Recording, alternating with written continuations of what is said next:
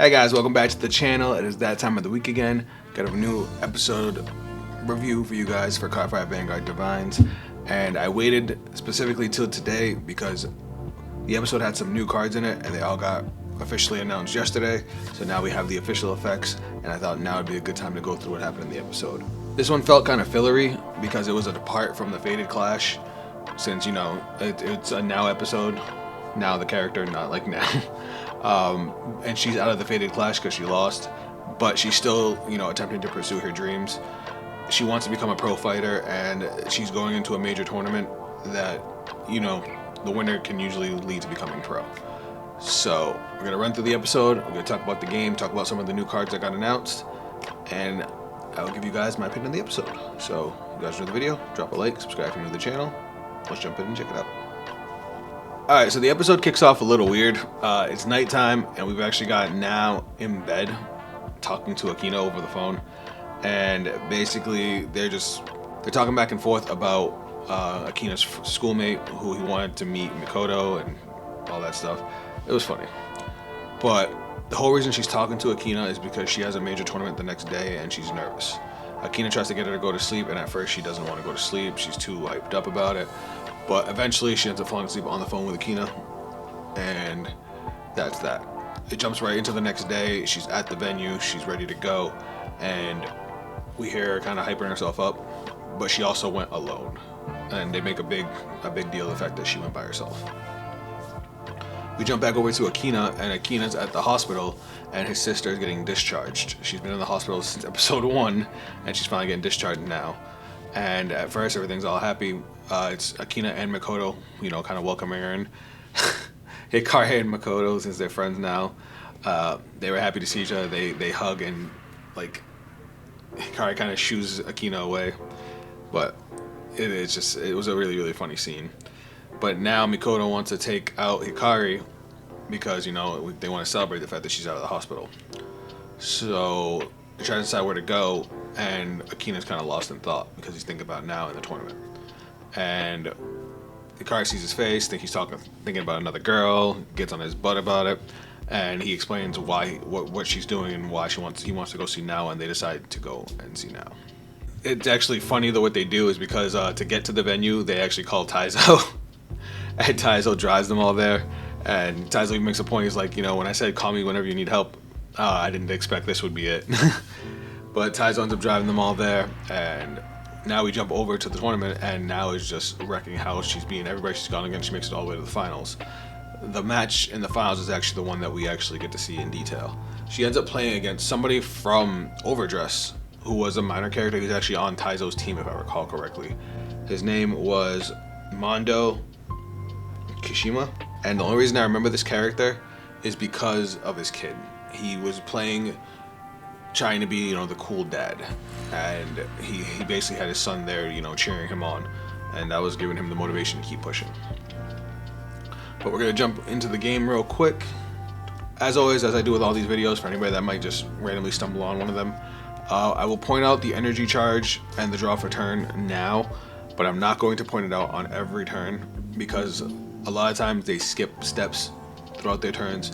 Just in the second turn of the game, Mondo doesn't draw off of his starter. We assume with the number of cards he has that he draws, but they don't actually like make a point to say it. So if I skip certain things, that's why. Like if I don't say that they energy charge 3, it's because it's implied that they energy charge 3. But Now goes first. She ends up riding Blaze Ember Dragon. I can finally say that name right. She sets her energy generator, she ends turn. Simple, you know, the typical first turn play. Turn 2, I forgot to mention the game is Vargo Draggers versus Galactic B Heroes. Now, once I realized that it was Galactic B Heroes, I got really excited because I was really into Galactic B Heroes when they first came out. Obviously the deck's not great as it doesn't have a built-in plush engine, but being able to sculpt your hand to always have a solid offense and some defense, if you know, use that right, it was really cool to me. So to know that they're getting new support in set 2, I was really hyped. It was even more hyped going into this game than I already was.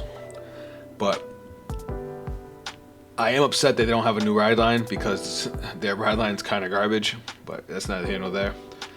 Mondo rides Galactic B Hero Architect Pastel. He uses its skill on place. Yeah, I'll tell you its skills real quick. Auto, when this unit is placed on Vanguard Circle, search your deck for one base card, reveal it, put it into your hand, shuffle your deck. It also has a continuous rearguard skill that he never uses, but just in case you guys are wondering. During the battle, this unit boosted a unit with B hero in its card name, it gets plus 5,000 power. But he searches the Galactic Base Aegis. I'm going to tell you guys now what this card does because this is the most important card in the Galactic B hero deck. I know the deck's been out for a while, but this is for anybody that doesn't know what Galactic B heroes are. I actually just encountered a player today that didn't know what it was. Alright, so when this card is put into the order zone, it's a set order, so it's, it stays on the board. Look at the top 7 cards of the deck. Choose up to 3 B heroes. You add 1 to your hand, and you scout 2 of them. Basically, they go into the base, or I guess it's like an imaginary zone, but they're considered in the base. And the whole mechanic of the deck revolves around the units you have scouted into the base. It has 2 other effects. Act from the order zone. You rest this card, discard 1 card as cost. Choose one of your scouted units with a grade less than or equal to your Vanguard, and you can call it straight to the rear guard. So it's like having a second hand.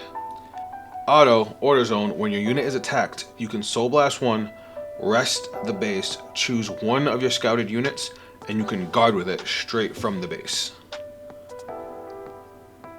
So it helps you build the board you want to have. It also gives you defensive options with all the cards that you have scouted. So the more you scout, the more options you have. It's also cool because the more bases you play, you're ripping 3 cards out of deck each time you do it. So it helps with deck thinning as well too. So he searches the base. He sets his energy generator, charges 3, and then he attacks now with his grade 1. Now doesn't guard, he doesn't get a trigger, he deals 1 damage. Turn 2 ends, 1 damage to now, 0 to Mondo, on to turn 3. Turn 3, again, they didn't have now draw for turn, but it's implied that she did. She energy charges 3, she rides her grade 2, she rides a Boulder Axe Dragon. We know that from previous episode. Blaze Ember Dragon's skill, when you ride Boulder Axe over it, it calls itself to the rear guard, so she calls it to the front row rear guard. She attacks with Boulder Axe, Mono doesn't guard, takes 1 damage, now doesn't get a trigger. Now attacks with Blaze Ember, Mondo guards with a 5k, passes turn. Now, turn 4 is where stuff starts to get crazy, which is nuts because I didn't realize that the early game for B heroes gets this crazy, but bear with me, this is going to be a lot. So turn 4, damage is 1/1. Mondo rides Galactic B hero Wired Closton. Now I hate this card. I think this card is one of the worst cards and one of the worst ride deck cards I've ever seen, and I really think they needed a new grade 2. I'll tell you what he does, just so you know as the turn goes. Act, Vanguard Circle. You scout a B hero card from your hand, you can draw a card. So you're basically giving up a card from hand to draw a card. And then it has a rearguard skill, auto rearguard once per turn. When this unit moves from a rearguard circle to another rearguard circle once per turn, it'll gain 5k. That's part of its multi-attack combo. We'll get to that in a minute. But turn 2, he actually sets his base. He activates its effect, checks top 3. He adds Galactic B hero Flattened Sulfur. I hope I said that right. Then the 2 units that he scouts Galactic B hero Sender Ferris and Galactic B hero Abel Matisse. Those are actually the 2 new cards. We'll get to them once he actually plays them because it's going to be a little bit. He then uses his Vanguard skill. He scouts Galactic B hero Rampart Aspida from his hand, and then he draws a card. Aspida is good because that's the one you want in your base, because that's the one when you guard with it. Alright, when you scout it, you soul charge 1. When you guard with it, as long as you have a base, it actually gains plus 10,000 shield. So it's a 15k shield that you can just call out from the base. So from his hand, he calls Galactic B hero Broad Felvis, which is a card I didn't even know was a thing. And he calls the card that he added Flattened Sulfur. He uses the Flattened Sulfur's effect to retire Blaze Ember Dragon. It's kind of less one, retires a unit in the same column as itself. And then it has a continuous skill. If your Aura Zone has a base, it has plus 5,000 power during your turn. He attacks with the Vanguard, now guards. He attacks with the Sulfur, now takes the damage. He then attacks with the Felvis, Now guards that again because it's a, easy 5k guard. Then he uses the follow his skill, which I think this is actually a ridiculous skill. I didn't even know was a thing. Auto rear guard. At the end of the battle that this unit attacked, if your Vanguard is a B hero, Soul Blast 1, retire this unit, choose a scouted card, add it to your hand, and then choose a base from your hand or drop it, put it into the order zone. So this deck was always kind of slow because to get full power you had to wait till turn 4. So this card, and there's another card that I didn't know was out that actually speed the deck up a lot. But just once you play the skill, once you play the base, you do the same thing that you did before. You check top 7, add 1 to hand, scout the other 2 more. So you're ripping another 3 cards out of deck, and he scouts another Fillerish and a Galactic B hero direct for Foriel, which is actually one of the win cons of the deck. He ends his turn. Now the damage is 2 to now 1 on Mondo. Turn 5. This is where we get to the grade 3s. Now rides Varga Dragorus. She uses Boulder Axe's skill. When Varga Dragorus rides it, calls it to the rear guard. And then she calls Obdurasi Glaive Dragon to the other rear guard column. And then she calls a Blaze Battle Monk Kofu behind the Boulder Axe, which is cool because Blaze Monk Kofu gains 5k, Boulder Axe gains 5k, so that's actually a pretty big column. But she starts off by attacking with Boulder Axe. Mondo uses the skill of the Aegis to call Aspida, so that's 15k, and then he also guards with a card from hand. And he also intercepts, so that's 20k in guard, so he's able to block the attack with 33. After that, now uses Boulder Axe's skill. It retires itself to draw a card after it attacks. Then she attacks with Varga Dragorus. Varga Dragorus' skill retires the front row. It gets plus 10,000 power. Mondo doesn't guard. Now gets a critical trigger. She gives it all to her Vanguard because after the battle it restands. So Mondo takes 2 damage. After the battle, Varga Dragorus restands. She attacks again with it. He actually uses a perfect guard. Now, he actually makes a point to say when she first rides that he's never seen the card before. So, he probably would have guarded with the perfect guard first, and then guarded with shield on the second attack, since, there's no drive checks on the second attack. Now, lastly, attacks with Obdurasi Dragon, which Mondo guards with a 15k. Turn ends. Now, it's 2 now, 3 on Mondo. Turn 6. This is going to be another crazy one, so again, bear with me. As he going into his turn, Mondo's kind of like, getting down in the dumps because he's never seen a card like Varga Dragorus. Now he's beating his ass, but he actually has his son there with him, and his son is like cheering him on, and they make a point to point it out because, now looks over her shoulder and that she has nobody in her corner, and that kind of gets to her mentally. But Mondo rides Galactic B Hero Unite Dinos. Then he sets his third base, so then he does the same thing again. Checks top 7, adds 1, scouts 2. At this point, they're not actually showing us what he's adding to his hand. There's a couple of times where he added cards to his hand. They didn't show us what it was. They just said that he added.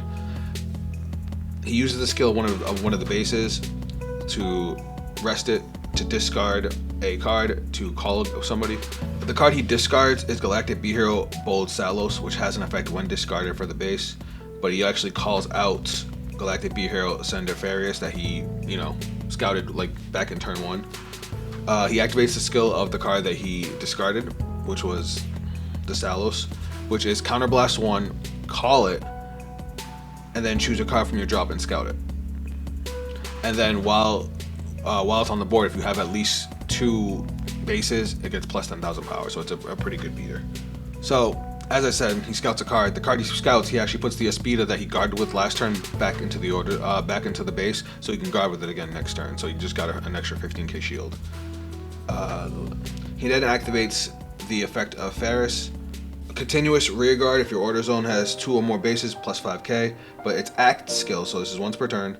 If you have a Vanguard with B Hero and its card name Energy Blast 3, and choose a base and rest it. And then you choose one of your scouted cards with less than or equal grade to your Vanguard and call it to the rear guard. So one of the biggest problems with the base is that you have to discard a card. So it just becomes a 1-for-1 or a minus because you have to play the Aegis, then you have to use it to discard a card to call a dude. It was good for sculpting because you could turn triggers into offense or make sure you have the board that you want. But with this grade 1, it just straight turns into a +1. A soft +1, but still a +1 nonetheless. That's one less card that you have to play.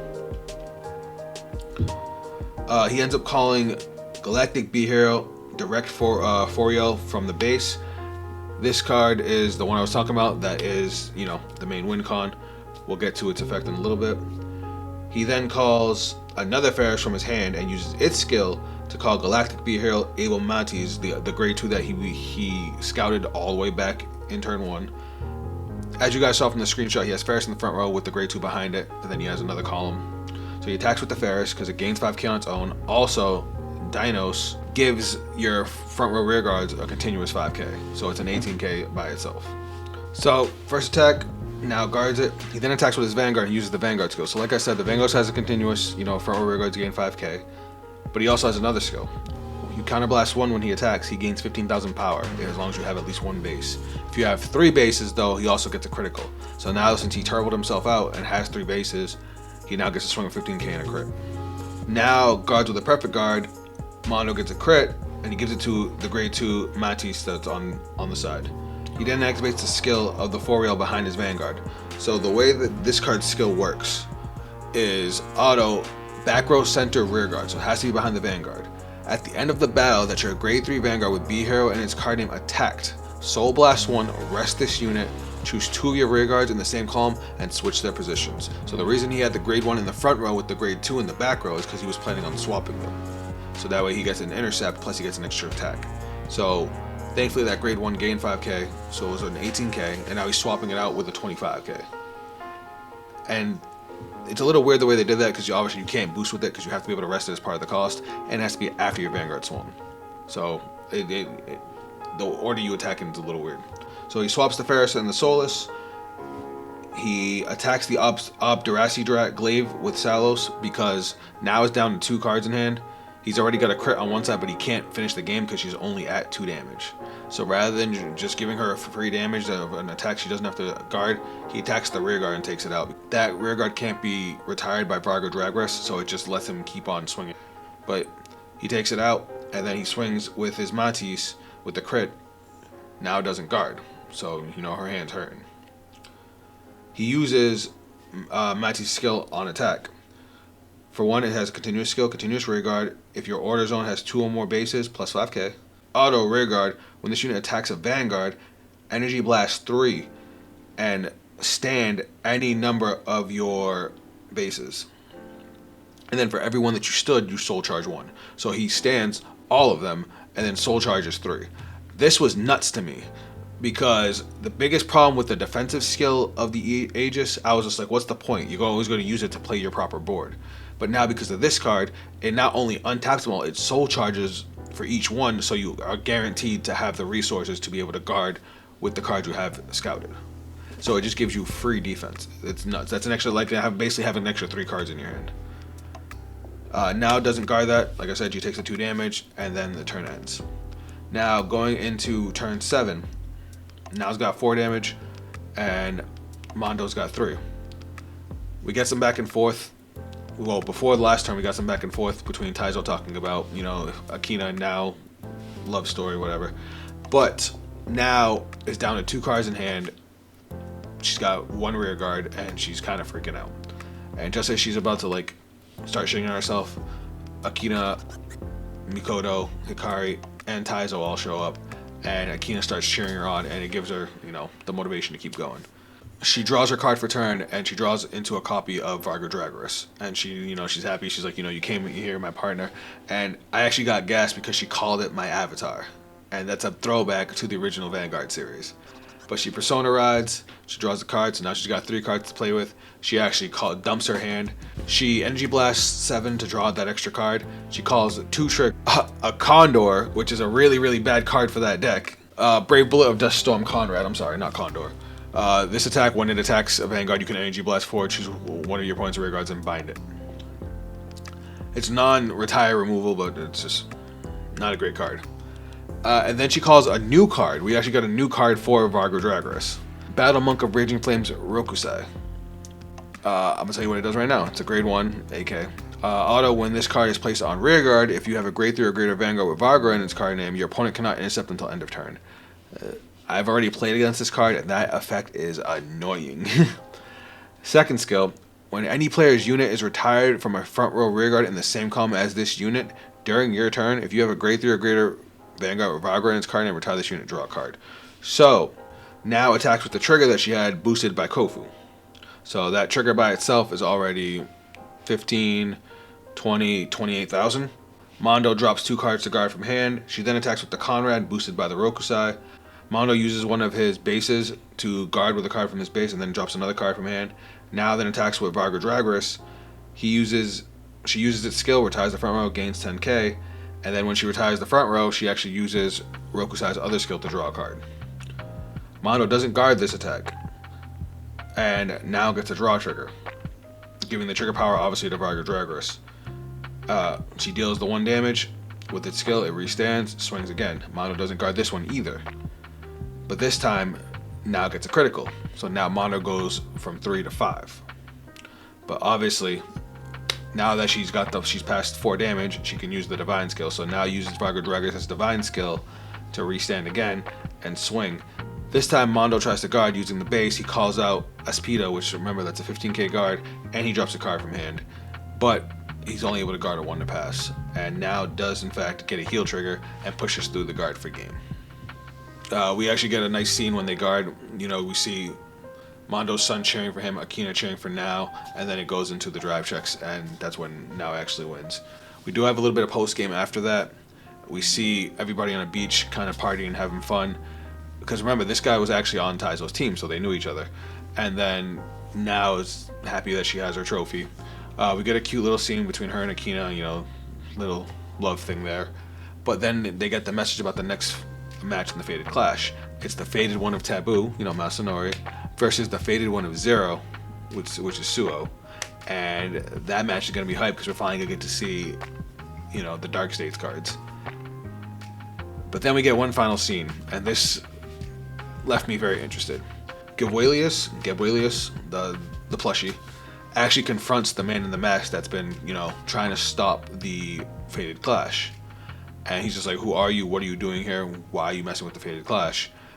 And he turns around and pulls out a card, and it turns out it's a Fated 1 card. And Gab flips out. He's like, who are you? What are you doing here? You who hold the 7th Fated 1 card. And then the episode ends. So, we don't know if this guy's an antagonist. We don't know if he's a protagonist. We don't know what his deal is. But he has another Fated 1 card. But we already have one for every nation. So, are we going to get one that's nationless? I mean, that's what they did. We had Dragon Tree, which had a nationless boss. So maybe we'll get another one. But this episode was cool. Thought the card fight was dope. I'm glad they're giving support to older decks. I'm praying that I'll get new Buff Saga support. Praying that she can, weasel her way into the meta. I doubt it, but a guy can dream. Well, let me know how you guys felt about the episode. Let me know how you guys feel about the support. Keep an eye out, because I'm probably going to have a gameplay tomorrow, either with the new Varga Dragorus cards, they only got a couple cards, or with the new Be a Hero cards, because I'm really interested in the new Be a Hero cards. But thank you guys for all your support. If you guys want to check me out on social media, those links will be down below. That is it from me, and I'll catch you guys in the next video. Later.